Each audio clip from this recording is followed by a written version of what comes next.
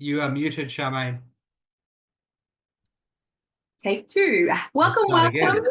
to our Street Smart Investors to tonight's Facebook Live. I am super excited. I have Adam here as my guest speaker. If you don't know me by now, Charmaine, head property coach at Positive Property. If you can hear me loud and clear, just type in the chat G to G, good to go. If you are watching live tonight, hashtag live. And if you are watching the replay, hashtag replay. Now, I'm excited to have Adam back in the hot seat, or in the gracious seat, should I say, because for those that haven't met Adam before, Adam works very closely with Positive Property in sourcing the right investment properties for our members. And tonight's session is all about how to get your first 100K. So what we would like to do is just do a bit of a recap of what we experienced and what we saw in 2024. Because 2024 has been an exciting year, particularly when it comes to property and as investors as well. And, at the beginning of the year and even towards the end of last year, it looked and appeared it was going to be a little bit doom and gloom for investors, with the media talking about high interest rates. And, as you've all seen those interest rates rise over the last, 12 to 24 months. Touch wood, we've been gracious in having a few interest rate holds of late. But in the media, they talked a lot about, with the interest rates rising, that we were going to see property prices plummet or property prices going down. And Adam and I did a report that has not been the case, at least for our members. Adam, do you want to add to that? No, I think you're spot on the money with what you started with. We all have been watching the media here on the radio. They're saying that property market's done in 2024. No one's going to make any money. No one's going to invest. Well, some of that's true, some of it's not. People did not invest because they were scared of what might happen. But look what's happened. It's supply and demand. I've used this word many times. When you don't have enough supply, the demand's going to go up. So what I've seen this year is prices going up and also stabilizing, but we've also seen huge increases across the board in Queensland, New South Wales, South Australia, and WA. Victoria doesn't get much of a mention there because there's not much growth, but there still has been growth in a few key suburbs in Victoria as well. Yeah, absolutely. So given that, it's been great to see that the property market has been quite strong and stabilized in 2024.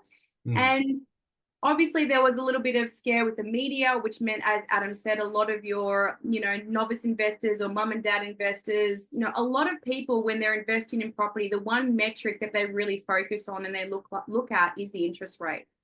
Yeah. And as a property coach, yes, it's important for me to ensure that my members are able to afford the properties, because we have seen with high interest rates, your cash flow calculators may be breaking even or holding costs, which was very different than what we saw in cash flow calculators pre-COVID. Obviously, COVID times, low interest rates, your properties cash flow were highly positive cash flow. But like I said, a lot of your novice investors who purely base investing just on the interest rate of loan have actually missed out on the market in 2024. Now, for those that listen a lot to what George has to say, he's always talking about, when you are looking to invest in property, there are many different metrics that we need to look at. So yes, we want to make sure we can afford to hold the property, and interest rate is one small metric. But as Adam said, we want to be looking at demand supply ratio. We also want to be looking at past historical data. What happens when interest rates go down? People start buying again. Property prices go up. So when you understand this, buying when the interest rates are high are actually a really good time to invest, because if you look at historical data with interest rates are always up and down, right? And we know that the inflation is starting to curb. We know the interest rates are going to come down. It's a matter of timing. We can see the evidence of that because we are seeing a lot of your RBA holding the interest rate.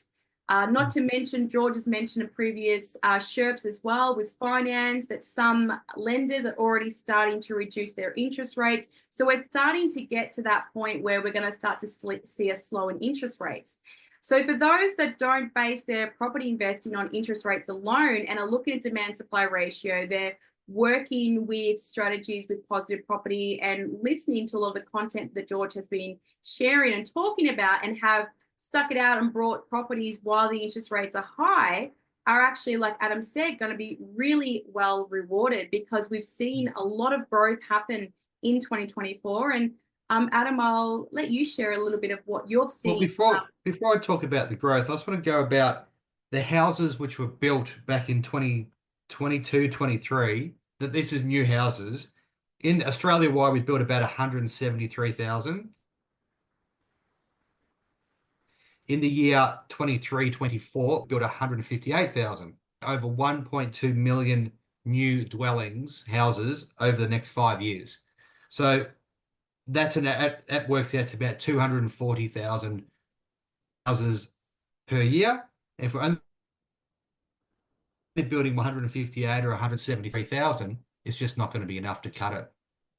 So we're going to have a big downfall there. But because let's moving on to the more positive side, rather than me being all negative about the amount of houses.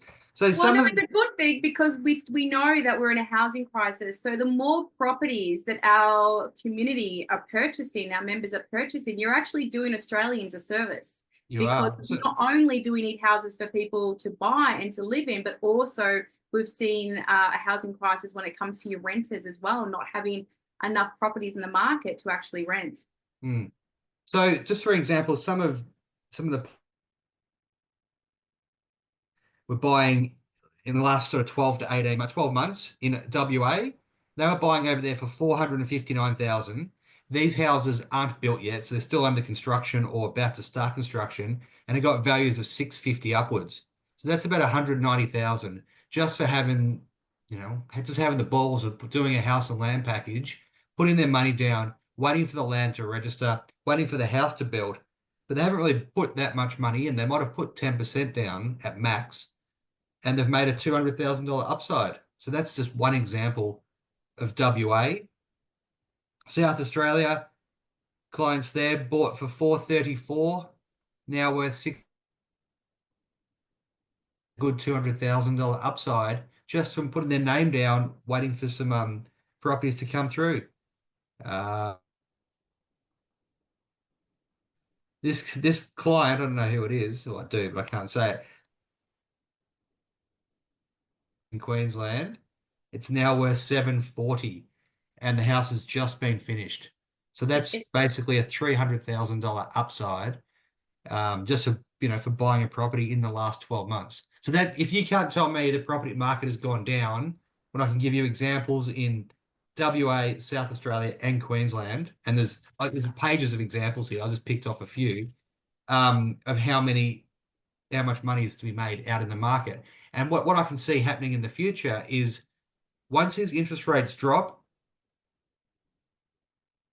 again, and it will drive house prices up. And I can guarantee you they will drop next year.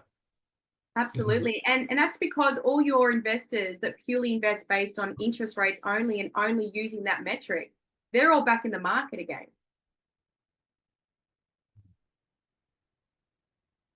Not stable. I didn't get a word you said then.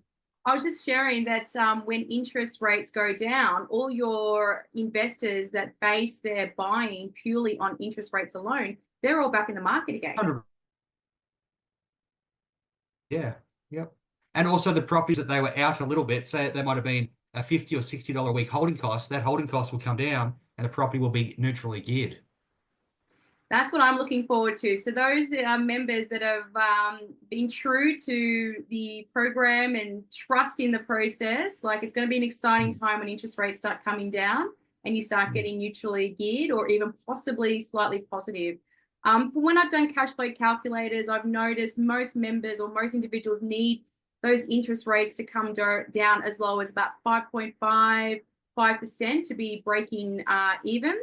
Slightly positive at 5%, depending obviously on your tax bracket, because that plays an effect. And then anything under 5% generally for most individuals start to come back into positive cash flow. And then not to mention, your rents are going up every year as well, which is really exciting. I think something that's been very exciting for positive property is we just recently had a development, Adam, where we had some vows come in. Do you want to share a little bit about that development and the exciting news? And we'll elaborate more for our members in our private group because we can.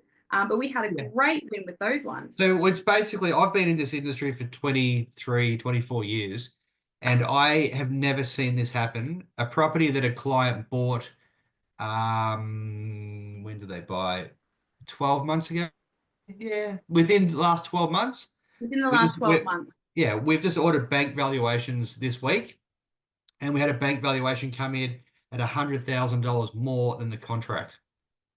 Normally valuers value a product about the same within a few $1,000s either way. But to have a valuation come in at $100,000 over, I've never seen that in 20, 24 years. It's just astronomical. Yeah, so it's very, very whoever exciting.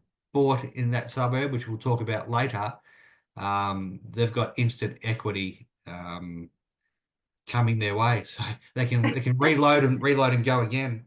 Yeah, it's the greatest gift. It's the greatest gift. We've got a question here. Ivan asks, a few building companies in WA are in bankruptcy. Shitloads of them. Yeah. I mean, we've seen that over the last few years, a lot of builders going broke, and Adam and I have covered this extensively. So yes, a lot of builders have gone broke, and yes, it's been across all media. What we do here at Positive Property and what Adam and George do is we do very extensive due diligence on all of our builders, and touch wood, we haven't had a builder that's gone broke yet. George never says never. There's always potentially that 1%, but with the amount of due diligence we do, we really make sure that we screen our builders and developers, make sure they're cashed up, they're good to go. We really do our very best to take all the risk or minimize the risk for our members, because George is a very conservative investor and really wants to make sure that our members get really amazing results. But that also goes back to the next point of due diligence prior to buying any properties. We don't go for the cheapest builder. The cheapest builder is going to be a race to the bottom, is what I call it. They're just racing to just do as many contracts, but one day stuff will go bad for them. So our builders aren't the cheapest, but as history shows, we haven't had any go down. So you look at how many builders, I forgot the stats, you might remember the stats, but there was a lot of builders who went bankrupt nationally last year. So yeah, I don't quite remember the number off my head. We covered it in our 2-day event. I used to know. But we'll see if we can dig that up for our private group. So look, thank you, Adam. Thank you, team. Look, we're about to step into our private group. Thank you, Street Smart Investors, for joining us tonight in Facebook. If you need more information or would like to get ahead of the game in 2025, just type in the chat hashtag 2025 and one of our team members will reach out to you, because if you thought 2024 was a great year, look out 2025. Yeah. So very exciting times coming up. Definitely. Thanks, guys.